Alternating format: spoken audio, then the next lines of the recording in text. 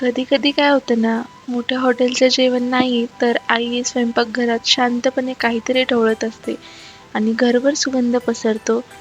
आज अगदी तसंच काहीतरी बनवते. नमस्कार, किरण's किचन मराठीमध्ये तुम्हा सर्वांचं मनापासून स्वागत आहे. तर आजची रेसिपी आहे तुरीच्या सोल्याची गावाकडची आमटी आणि सोबतच गरमागरम ज्वारीची भाकरी. ज्यांनी गाव पाहिलंय त्यांना ही चव ओळखीची वाटेल आणि ज्यांनी नाही पाहिलं तर त्यांना गावाची ओढ लागेल. तर सुरुवात करूया अगदी बेसिक पासून. तुरीच्या शेंगा. या शेंगा सोलताना एक वेगळी शांतता असते. ना घाई ना ताण, फक्त हातात शेंगा आणि समाधान.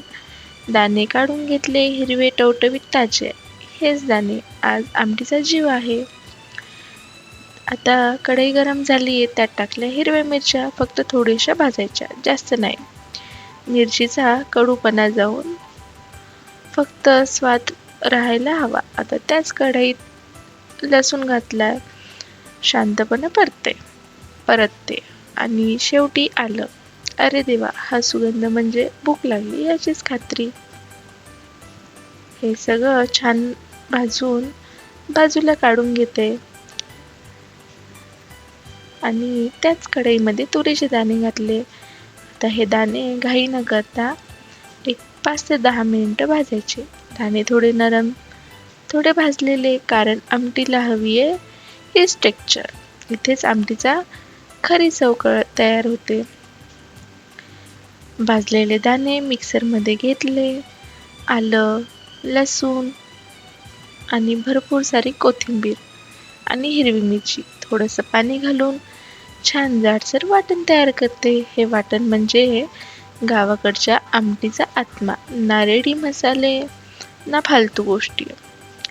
कढई गरम केली, त्यात मोहरी, जिरं घातले. फोडणी सुटली की अर्ध घर जागं होतं. आता थोडीशी हळद घातली आणि लगेच हे वाटण, तयार केलेलं वाटण घालून एक 2 ते 3 मिनिटं परतून घेतली. वाटण परतताना जो रंग येतो ना, तो बघून मन भरून येतं. वरून थोडंसं पाणी घातलंय, चवीनुसार मीठ. आणि आता ही आमटी आपल्या गतीने शांतपणे उकळू द्या. गॅस कमी आचेवर कढईवर झाकण अर्धवट आणि आपण थोडा वेळ थांबूया. बघा, हळूहळू वर छोटे छोटे बुडबुडे येतात. हेच खरी उकळी. या उकळीत तुरीचे दाणे नरम होतात, आलं लसूण आपली चव सोडतात आणि वाटण आमटीत मिसळून एक संध स्वाद तयार होतो. आमटी उकळताना ती घाई सहन करत नाही. जास्त हलवलं तर चव बिघडते, म्हणून फक्त हलकेच ढवळायचं. आता उकळी व्यवस्थित आलीये, रंग थोडा गडद झालाय, तेल वर तरंगतंय आणि आमटी सांगते मी तयार आहे. इथे मी भाकरी तापून घेतलेली आहे. गरम तव्यावरती भाकरी टाकते, वरून थोडंसं पाणी, हळूच फिरवायचं. त्यानंतर एक साईड भाजल्यानंतर दुसरी साईड, दोन्ही साईड थोड्याशा भाजल्यानंतर थेट गॅसवरती. दोन्ही साईडनी छान भाजून गरमागरम भाकरी तयार आहे. समोर आहे गरमागरम सोल्याची आमटी, ज्वारीची भाकरी आणि घरभर पसरलेला सुगंध. हे जेवण पोटासाठी नाही तर मनासाठी आहे. आजकाल सगळं पटकन हवं असतं, पण काही चवी हळूच बनवल्या तर त्या मनात राहतात. जर तुम्हालाही अशी गावाकडची आईच्या हातची चव आवडत असेल तर व्हिडिओला लाईक करा. कमेंट्समध्ये नक्की सांगा तुमच्या गावात आमटी कशी करतात आणि भाकरी कोण थापतं, आई की आजी.